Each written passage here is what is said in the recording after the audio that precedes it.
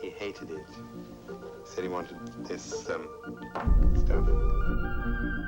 100 years ago, a new theory about human nature was put forward by Sigmund Freud. He had discovered, he said, primitive sexual and aggressive forces hidden deep inside the minds of all human beings. Forces which, if not controlled, led individuals and societies to chaos and destruction. This series is about how those in power have used Freud's theories to try and control the dangerous crowd in an age of mass democracy. At the heart of the story is not just Sigmund Freud, but other members of the Freud family.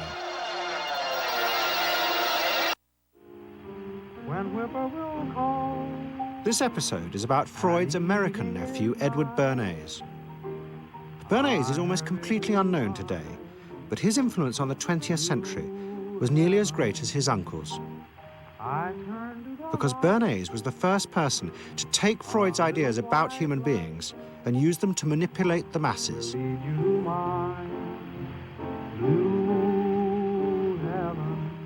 He showed American corporations for the first time how they could make people want things they didn't need by linking mass-produced goods to their unconscious desires. Out of this would come a new political idea of how to control the masses. By satisfying people's inner selfish desires, one made them happy and thus docile. It was the start of the all-consuming self, which has come to dominate our world today.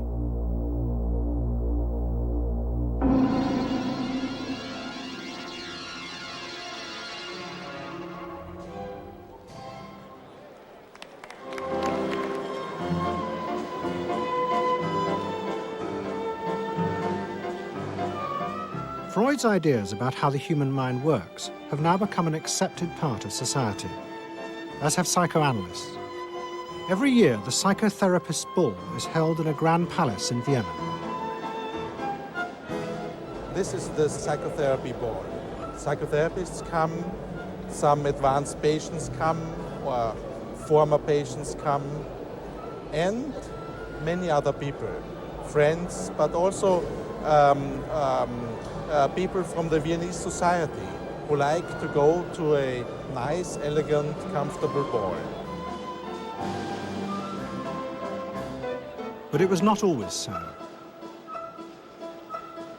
100 years ago, Freud's ideas were hated by Viennese society. At that time, Vienna was the center of a vast empire ruling Central Europe. And to the powerful nobility of the Habsburg court, Freud's ideas were not only embarrassing, but the very idea of examining and analyzing one's inner feelings was a threat to their absolute control. You see, at that time, these people had the power. And of course, you just were not allowed to show your bloody feelings. I mean, you just couldn't. You know, I mean, you couldn't, if you were unhappy. Can you imagine, you, for instance, you sit somewhere in the country in a castle, you are deeply unhappy, you are a woman.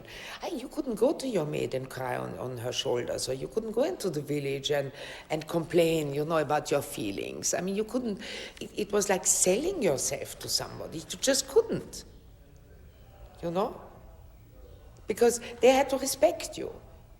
Now, of course, Freud, you see, put that thought very much into question, because you see, to examine yourself, you would have to put a lot of other things into question, your society, everything what surrounds you. And that wasn't a good thing at that time. Why not?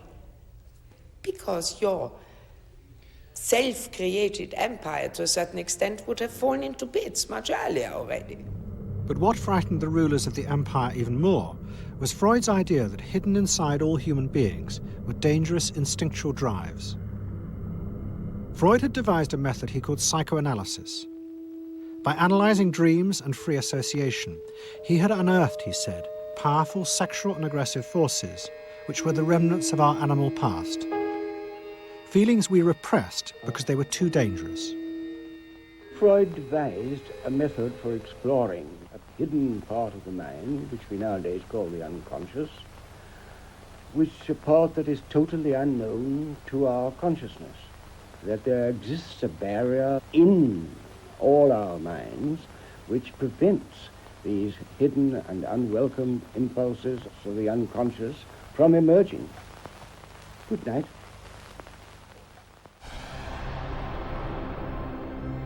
In 1914, the Austro-Hungarian Empire led Europe into war.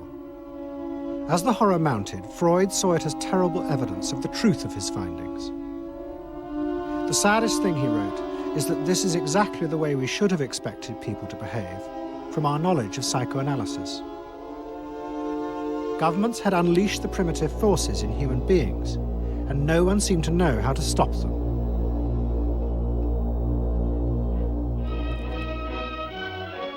At that time, Freud's young nephew, Edward Bernays, was working as a press agent in America.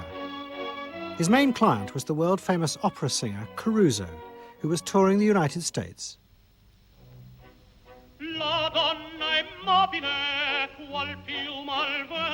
Bernays' parents had emigrated to America 20 years before, but he kept in touch with his uncle and joined him for holidays in the Alps. But Bernays was now about to return to Europe for a very different reason. On the night that Caruso opened in Toledo, Ohio, America announced it was entering the war against Germany and Austria. As a part of the war effort, the US government set up a Committee on Public Information, and Bernays was employed to promote America's war aims in the press. The president, Woodrow Wilson, had announced that the United States would fight not to restore the old empires, but to bring democracy to all of Europe. And Bernays proved extremely skillful in promoting this idea, both at home and abroad. And at the end of the war, he was asked to accompany the president to the Paris Peace Conference. Then, to my surprise, they asked me to go over with Woodrow Wilson to the peace conference. And at the age of 26, I was in Paris for the entire time of the peace conference that was held in the suburb of Paris, and we worked to make the world safe for democracy. That was a big slogan. Wilson's reception in Paris astounded Bernays and the other American propagandists.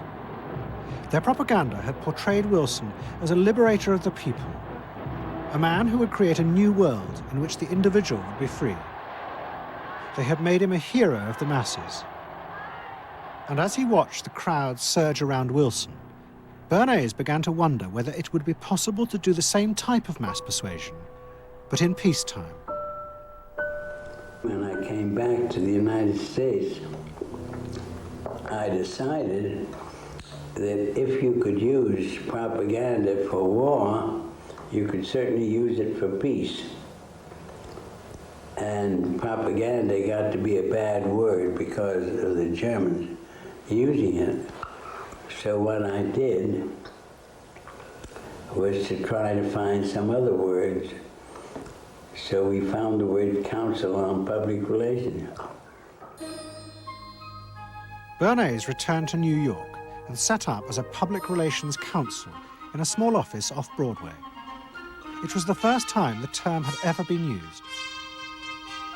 Since the end of the 19th century, America had become a mass industrial society, with millions clustered together in the cities. Bernays was determined to find a way to manage and alter the way these new crowds thought and felt. To do this, he turned to the writings of his uncle Sigmund.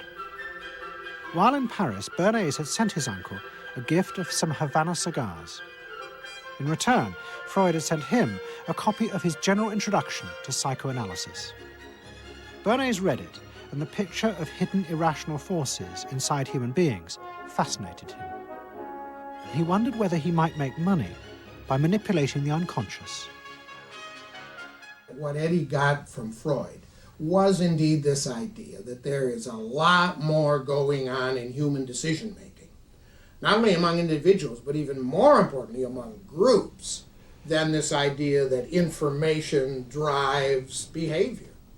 And so Eddie began to formulate this idea that you had to look at things that would play to people's irrational emotions And you see, that moved Eddie immediately into a different category from other people in his field and most government officials and managers of the day who thought if you just hit people with all this factual information, they would look at that and say, oh, of course. And Eddie knew that was not the way the world worked.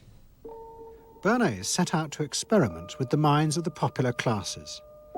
His most dramatic experiment was to persuade women to smoke.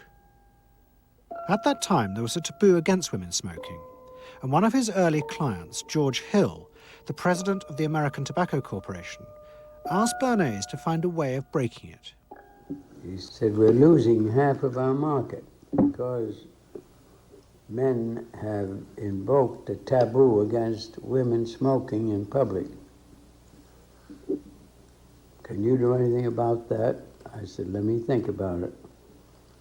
And then I said, have I your permission to see a psychoanalyst to find out what cigarettes mean to women?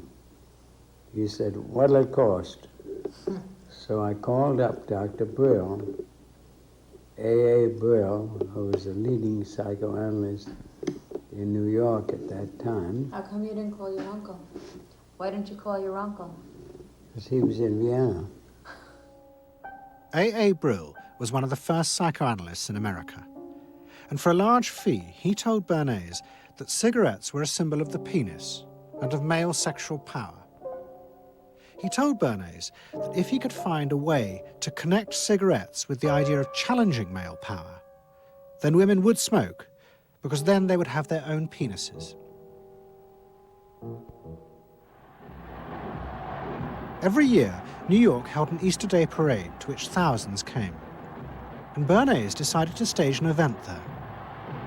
He persuaded a group of rich debutantes to hide cigarettes under their clothes. Then they should join the parade, and at a given signal from him, they were to light up the cigarettes dramatically. Bernays then informed the press that he had heard that a group of suffragettes were preparing to protest by lighting up what they called torches of freedom. He knew this would be an outcry, and he knew that all of the photographers would be there to capture this moment. And so he was ready with a phrase, which was torches of freedom. And so here you have a symbol, women, young women, debutantes, smoking a cigarette in public with a phrase that means anybody who believes in this kind of equality pretty much has to support them in the ensuing debate about this, because torches of freedom. I mean, what's on all American coins? It's liberty. She's holding up the torch, you see? And so all of this is there together. There's emotion, there's memory, there's a rational phrase, even though it's using a lot of emotional elements, it's a phrase that works in a rational sense. All of this is together.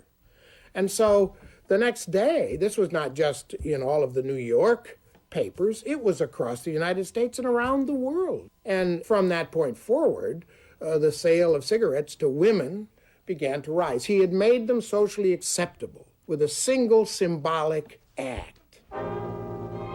What Bernays had created was the idea that if a woman smoked, it made her more powerful and independent, an idea that still persists today.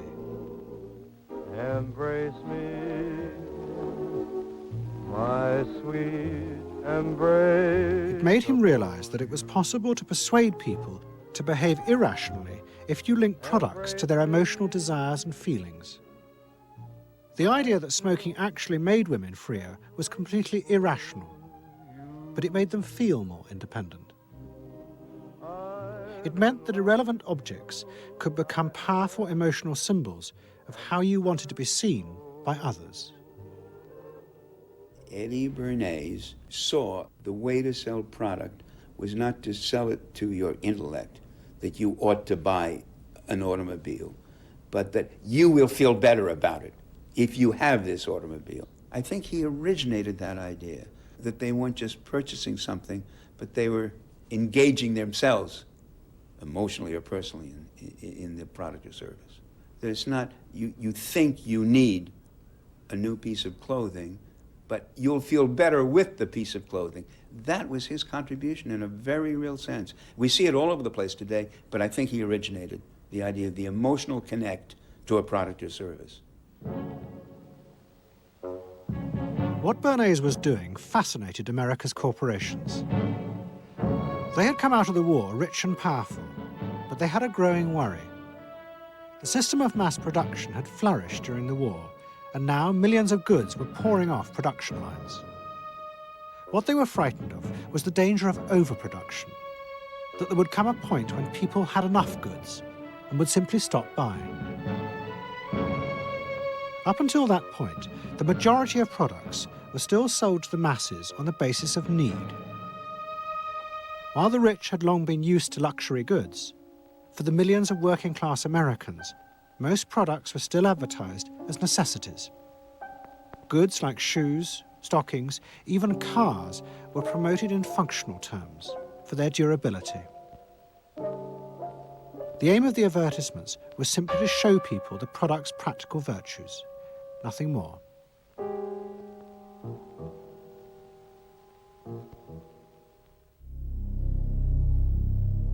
What the corporations realized they had to do was transform the way the majority of Americans thought about products. One leading Wall Street banker, Paul Mazur of Lehman Brothers, was clear about what was necessary. We must shift America, he wrote, from a needs to a desires culture. People must be trained to desire, to want new things even before the old have been entirely consumed. We must shape a new mentality in America. Man's desires must overshadow his needs. Prior to that time, there was no American consumer. There was the American worker, and there was the American owner, and they manufactured and they saved and they ate what they had to, and the people shopped for what they needed. And while the very rich may have bought things they didn't need, most people did not. And Mazur envisioned a break with that, where you would have things that you didn't actually need, but you wanted, as opposed to needed. And the man who would be at the center of changing that mentality for the corporations was Edward Bernays. Bernays really is the guy within the United States, more than anybody else, who sort of brings to the table psychological theory as something that is an essential part of how, from the corporate side, of how we are going to appeal to the masses effectively. And the whole sort of merchandising establishment and sales establishment is ready for Sigmund Freud. I mean, they are ready for understanding what motivates the human mind.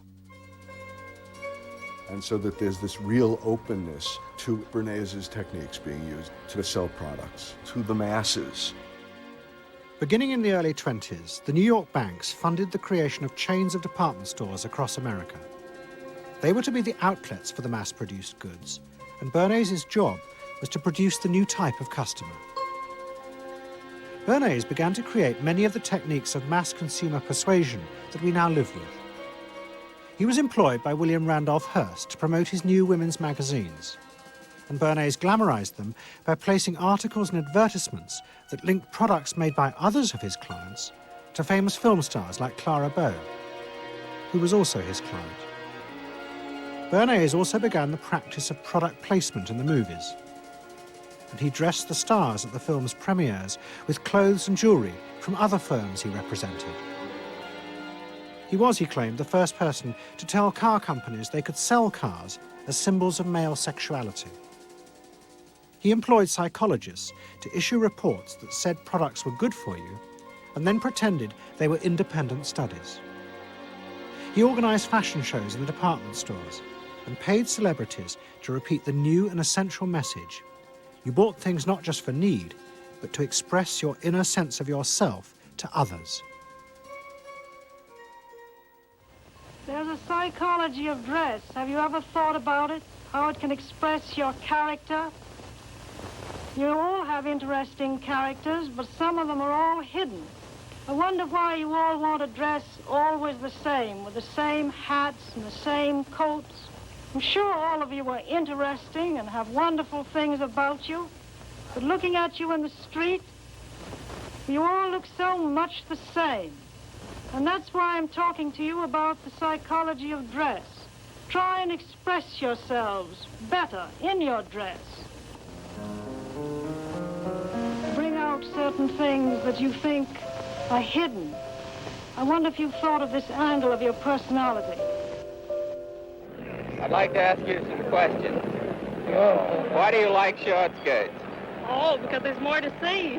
More to see, eh? What good does that do you? What's my answer?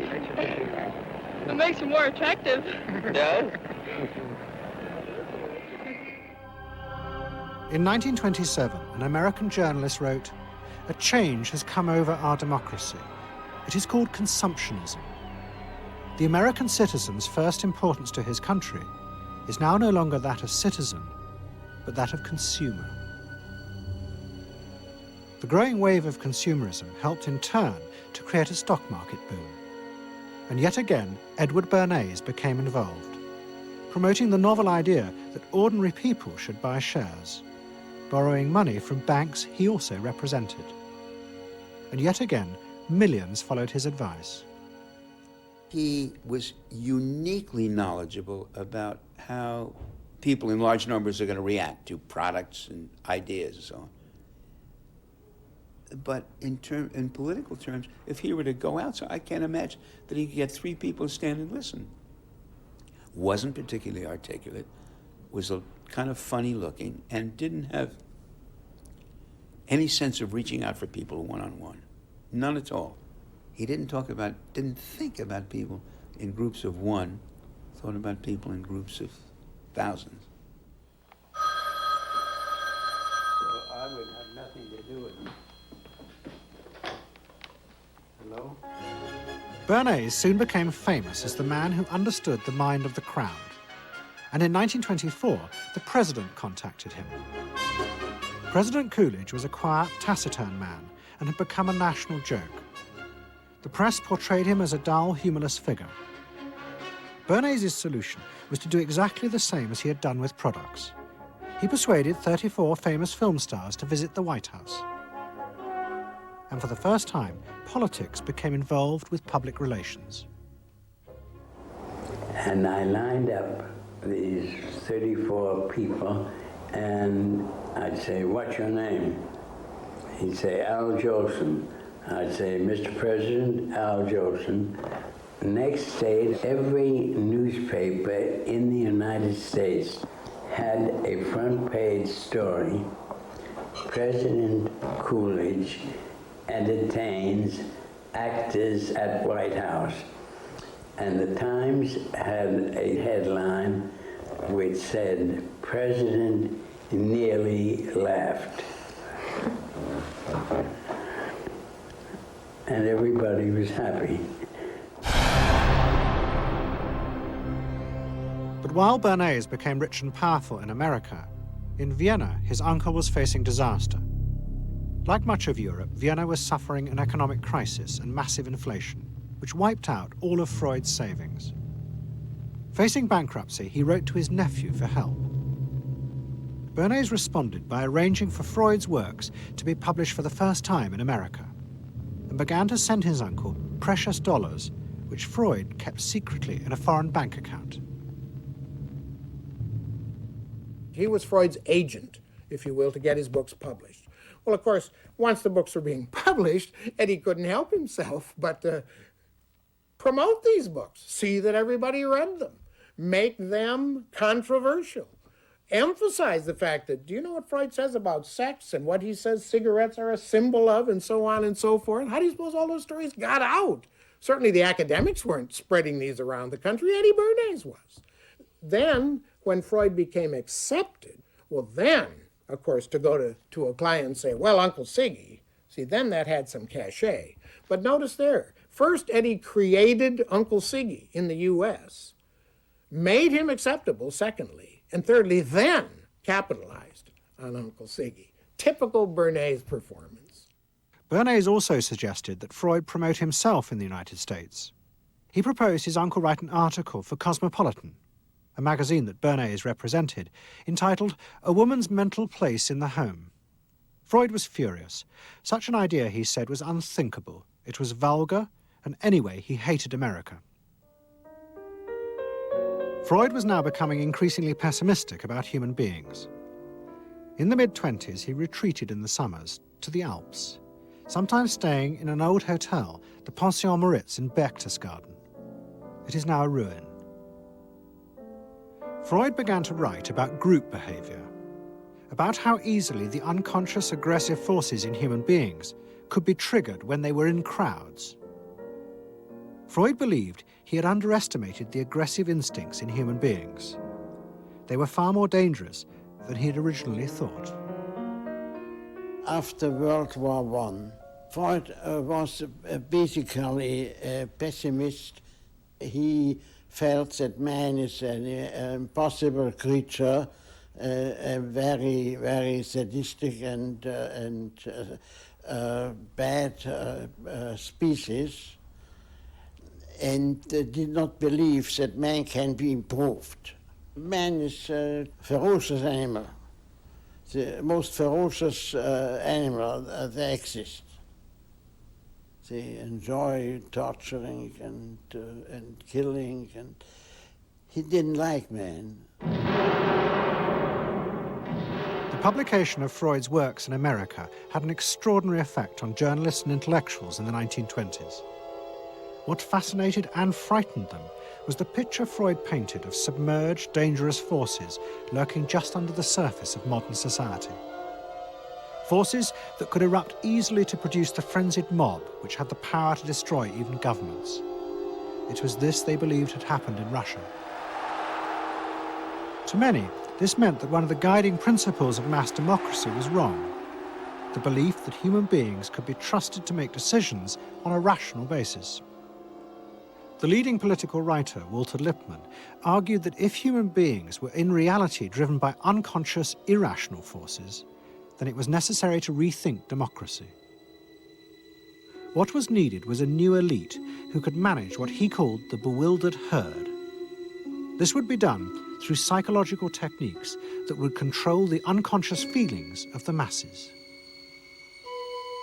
So here you have Walter Lippmann, probably the most influential political thinker in the United States, who is essentially saying that the basic mechanism of the mass mind is unreason, is irrationality, is animality. He believes that the mob in the street, which is how he sees ordinary people, are people who are driven not by their minds but by their spinal cords.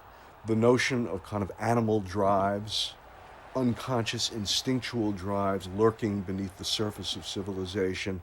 And so they started looking towards psychological science as a way of understanding the mechanisms by which the popular mind works, specifically with the goal of figuring out how to understand how to apply those mechanisms to strategies for social control. Edward Bernays was fascinated by Lippmann's arguments and also saw a way to promote himself by using them. In the 1920s, he began to write a series of books which argued that he had developed the very techniques Lippmann was calling for. By stimulating people's inner desires and then sating them with consumer products, he was creating a new way to manage the irrational force of the masses. He called it the engineering of consent. Democracy, to my father, was a wonderful concept, but I don't think he felt that all those publics out there had reliable judgment, and not that they very easily might vote for the wrong man or want the wrong thing, so that they had to be guided from above. It's enlightened despotism in a sense. You appeal to their desires and their unrecognized longings, that sort of thing. That you can tap into their deepest desires or their deepest fears and use that to your own purposes. And then, in 1928, a president came to power who agreed with Bernays. President Hoover was the first politician to articulate the idea that consumerism had become the central motor of American life. After his election, he told a group of advertisers and public relations men, "You have taken over the job of creating desire and have transformed people into constantly moving happiness machines. Machines which have become the key to economic progress." What was beginning to emerge in the 1920s was a new idea of how to run mass democracy. At its heart was the consuming self, which not only made the economy work, but was happy and docile, and so created a stable society. Both Bernays and Littman's concept of managing the masses takes the idea of democracy and it turns it into a palliative. It turns it into giving people some kind of feel-good medication that will respond to an immediate pain or an immediate yearning, but will not alter the objective circumstances one iota. I mean, democracy really, the idea of democracy at its heart was about changing the relations of power that had governed the world for so long. And Bernays' concept of democracy was one of maintaining the relations of power, even if it meant that one needed to sort of stimulate the psychological lives of the public. And in fact, in his mind, that was what was necessary. That if you can keep stimulating the irrational self, then leadership can basically go on doing what it wants to do. Bernays now became one of the central figures in a business elite that dominated American society and politics in the 1920s. He also became extremely rich and lived in a suite of rooms in one of New York's most expensive hotels, where he gave frequent parties. Oh my goodness. He had a home in the corner suite of the Sherry Netherland Hotel. And here's this wonderful suite with all these windows looking out on Central Park and across at the plaza and on the square. And he would use this place to hold a soiree. The mayor would come. All the media leaders would come, the political leaders, the business leaders, the people in the arts. I mean, it was a who's who. People wanted to know Eddie Bernays because, you know, he himself became a sort of a famous man, a sort of a magician who could make these things happen. He knows everybody. He knows the mayor and he knows the senator and he calls politicians on the telephone, as if he did get literally a high or a bang out of doing what he did. And that's fine, but it can be a little hard on the people around you, especially when you make other people feel stupid. People who worked for him were stupid, and children were stupid, and if people did things in a way that he wouldn't have done them, they were stupid. It was a word that he used over and over and over, dope and stupid. And the masses? They were stupid.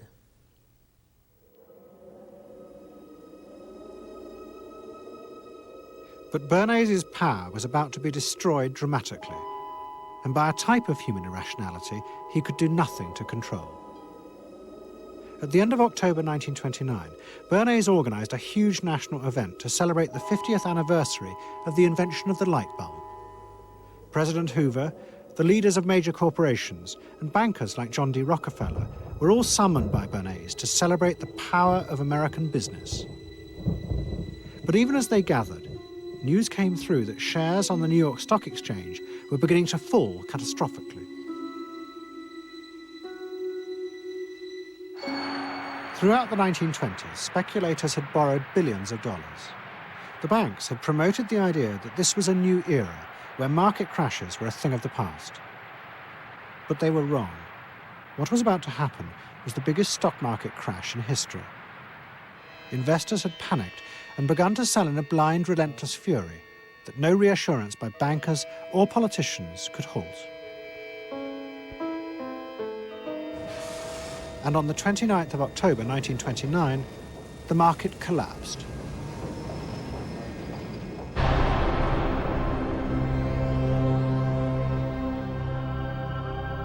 The effect of the crash on the American economy was disastrous.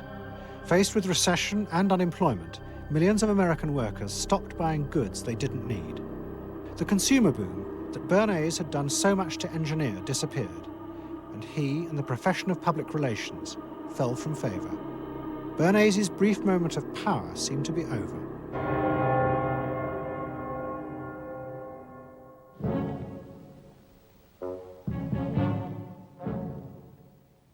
The effect of the Wall Street crash on Europe was also catastrophic. It intensified the growing economic and political crisis in the new democracies. In both Germany and Austria, there were violent street battles between the armed wings of different political parties. Against this backdrop, Freud, who was suffering from cancer of the jaw, retreated yet again to the Alps. He wrote a book called Civilization and Its Discontents. It was a powerful attack on the idea that civilization was an expression of human progress. Instead, Freud argued, civilization had actually been constructed to control the dangerous animal forces inside human beings. What was implicit in Freud's argument was that the ideal of individual freedom, which was at the heart of democracy, was impossible.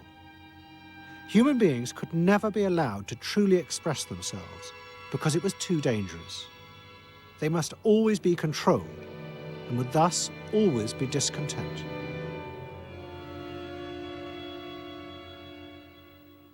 Man doesn't want to be civilized, and he is civilization brings discontent, but it's necessary to survival. Otherwise he couldn't survive. So he must be discontent, because this would be the only way to keep him within limits. But what did Freud think about the idea of the equality of man? He didn't believe in it. We had 32 parties, and Hitler said, before those parties don't vanish, there is no Germany. That's true. You can't have 32 parties, and so they felt this one person will put an end to this comedy. Freud was not alone in his pessimism. Politicians like Adolf Hitler emerged from a growing despair in the 1920s about democracy. The Nazis were convinced that democracy was dangerous because it unleashed a selfish individualism, but didn't have the means to control it. Hitler's party, the National Socialists, stood in elections, promising in their propaganda that they would abandon democracy because of the chaos and unemployment it led to. Die Parteien versprachen den Himmel auf Erden.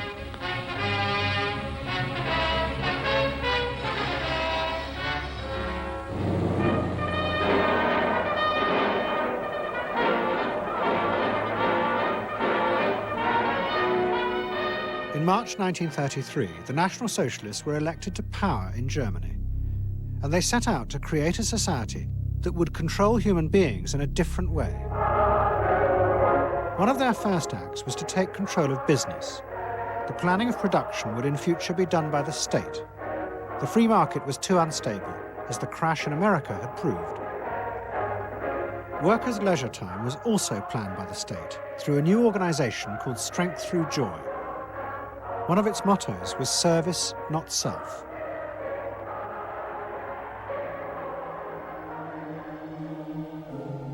But the Nazis did not see this as a return to an old form of autocratic control. It was a new alternative to democracy, in which the feelings and the desires of the masses would still be central, but they would be channeled in such a way as to bind the nation together. The chief exponent of this was Joseph Goebbels, the Minister of Propaganda. Es mag gut sein, Macht zu besitzen, die auf Gewehren ruht. Besser aber und beglückender ist es, das Herz eines Volkes zu gewinnen und es auch zu behalten.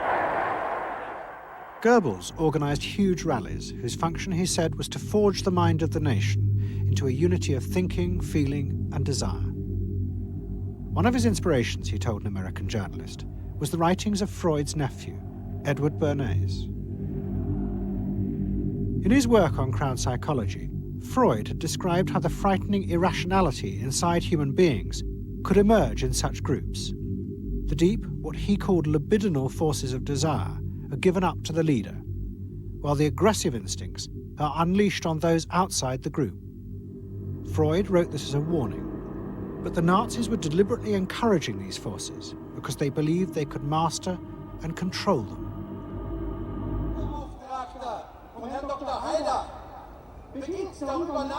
Well, Freud was saying that masses are bound by libidinal forces. They love each other and delegate their ideas and their feelings to the chap on top. What are libidinal forces? What are libidinal forces? Well, forces of love. Not hate? No. Hate is delegated to the others outside.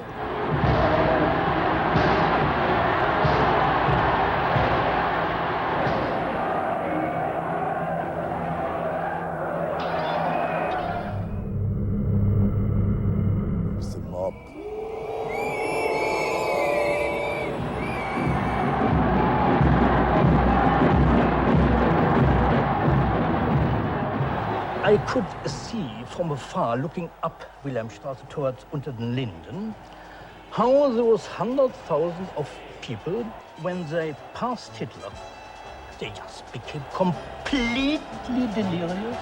They began to shout these cries I will never get out of my ears. Heil, Sieg, Heil. They demented. And here I got confirmation how those irrational forces, uncontrollable forces in Germany, in the Germans, had erupted, had broken out, were running riot, were departing, marching on.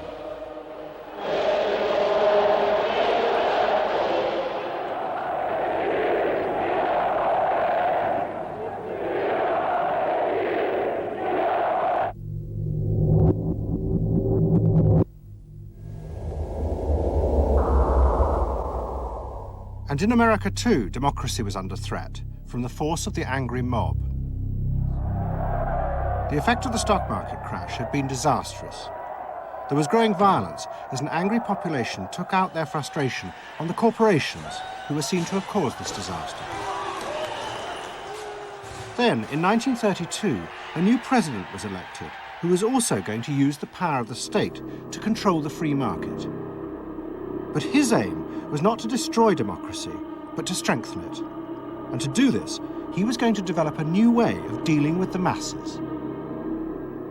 I am prepared, under my constitutional duty, to recommend the measures that a stricken nation in the midst of a stricken world may require.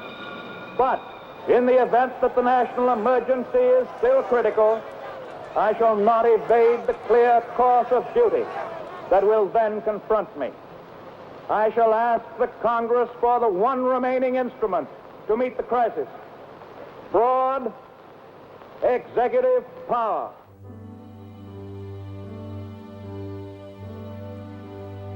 It was the start of what would become known as the New Deal.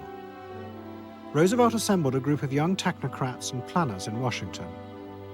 He told them that their job was to plan and run giant new industrial projects for the good of the nation. Roosevelt was convinced that the stock market crash had shown that laissez-faire capitalism could no longer run modern industrial economies. It had become the job of government. Big business was horrified, but the New Deal attracted the admiration of the Nazis, especially Joseph Goebbels. Wir betrachten die wirtschaftliche Entwicklung in Amerika mit dem allergrößten positiven Interesse. Und wir sind dort der festen Überzeugung, dass Präsident Roosevelt und seine Berater auf dem richtigen Wege sind. Es handelt sich in der Tat um das größte wirtschaftliche und soziale Problem aller Zeiten. Die vielen Millionen Arbeitslosen, die ihre Plätze an den Maschinen und in den Kontoren verloren haben, wieder an ihre alten Arbeitsstellen zurückzuführen. Das kann nicht allein der privaten Initiative überlassen werden. Ausschlaggebend ist, dass die öffentliche Hand mit positiven Maßnahmen eingreift. But although Roosevelt, like the Nazis, was trying to organize society in a different way, unlike the Nazis, he believed that human beings were rational and could be trusted to take an active part in government.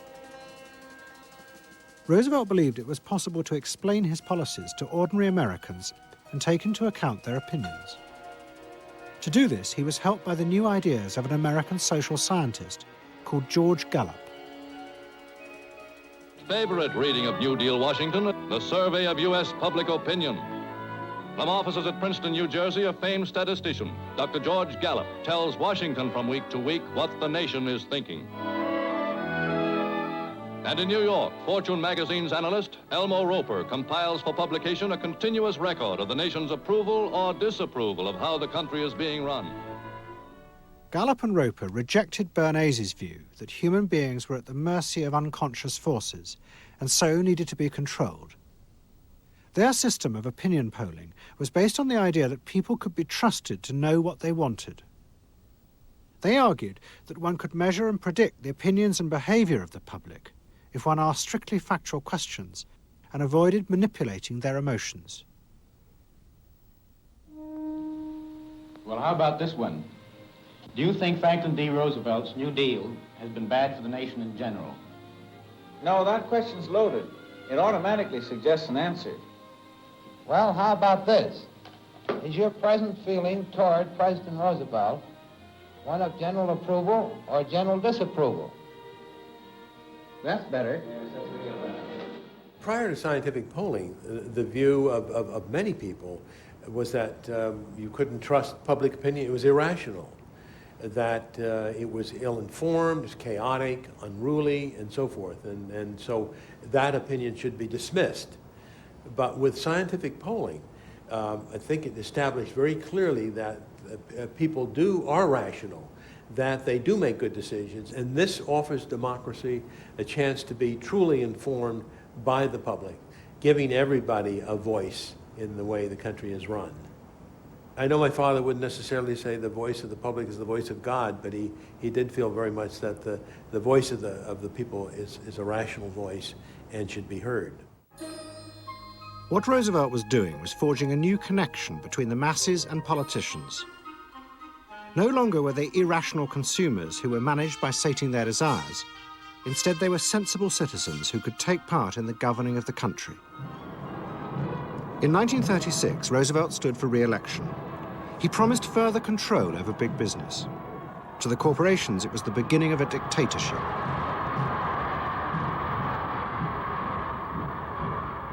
Roosevelt interferes with private enterprise and is running the country into debt for generations to come. The way to get recovery is to let business alone. But Roosevelt was triumphantly re-elected. It looks, my friends, like a real landslide this time. So please let me thank you again and tell you that I hope to see you all very soon and bid you an affectionate good night. Faced with this, business now decided to fight back, to regain power in America. At the heart of the battle would be Edward Bernays and the profession he had invented, public relations. Following that election, business people start to get together and start to carry on discussions, primarily in private, and they start talking to each other about the need to sort of carry on ideological warfare against the New Deal and to sort of reassert the sort of connectedness between the idea of democracy on the one hand and the idea of privately owned business on the other. And so, under the umbrella of an organization which still exists, which is called the National Association of Manufacturers, and whose membership included all of the major corporations of the United States, a campaign is launched explicitly designed to create emotional attachments between the public and big business. It's Bernays' techniques being used on a grand scale. I mean, totally.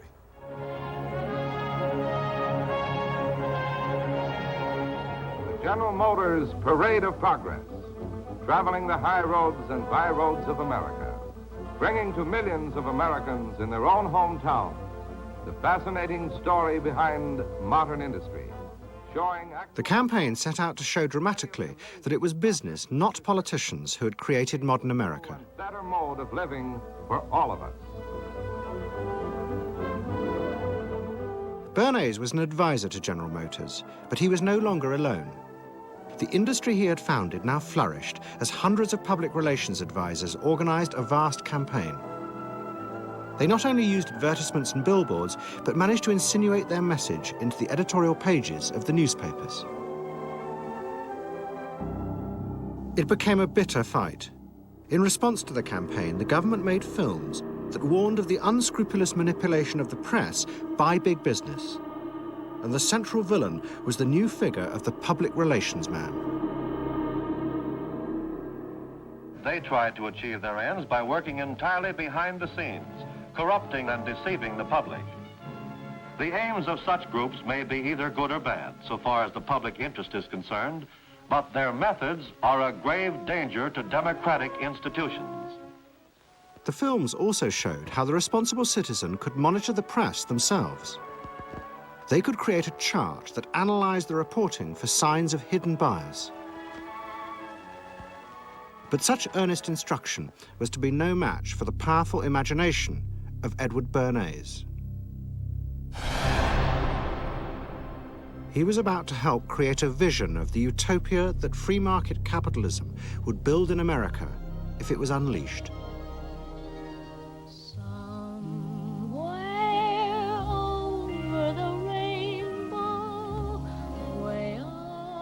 In 1939, New York hosted the World's Fair.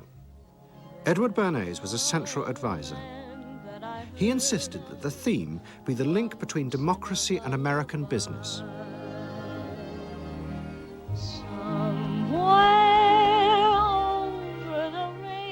At the heart of the fair was a giant white dome that Bernays named Democracity. And the central exhibit was a vast working model of America's future, constructed by the General Motors Corporation. To my father, the World's Fair was an opportunity to keep the status quo, that is, capitalism, in a democracy. Democracy and capitalism, that marriage, right, linking, just like that. He did that by manipulating people and getting them to think that you couldn't have real democracy in anything but a capitalist society, which was capable of doing anything, of creating these wonderful highways, of making, moving pictures inside everybody's house, of telephones that didn't need cords, of sleek roadsters. I mean, it was consumerist, but at the same time, you inferred that in a funny way, democracy and capitalism went together. The World's Fair was an extraordinary success and captured America's imagination.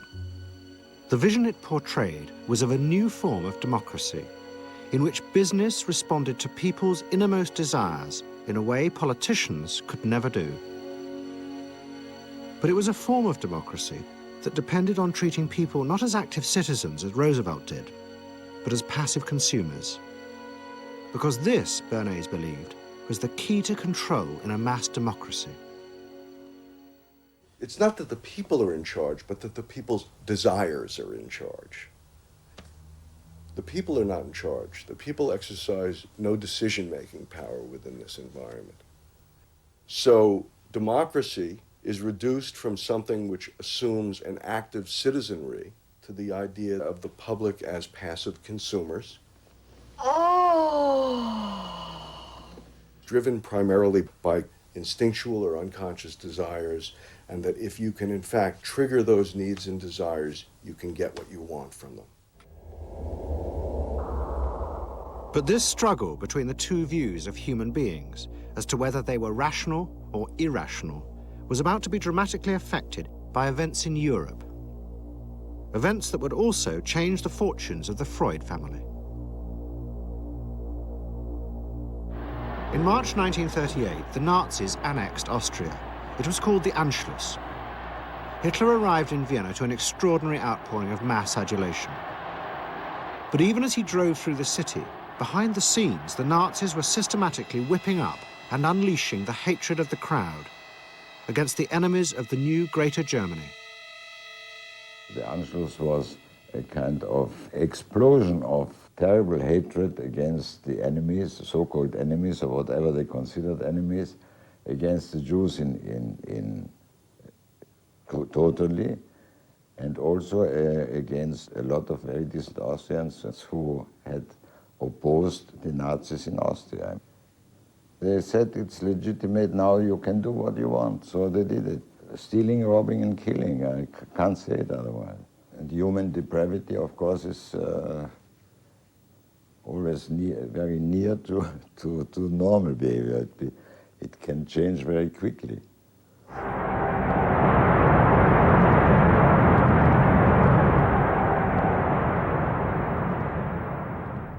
As the violence and assassinations raged in Vienna, Freud decided he had to leave. His aim was to go to Britain, but he knew that Britain, like many countries, was refusing entry to most Jewish refugees. But help came from the leading psychoanalyst in Britain, Ernest Jones. He was in the same ice skating club as the Home Secretary, Sir Samuel Hoare, and Jones persuaded Hoare to issue Freud a British work permit. And in May 1938, Freud, his daughter Anna, and other members of his family set off for London.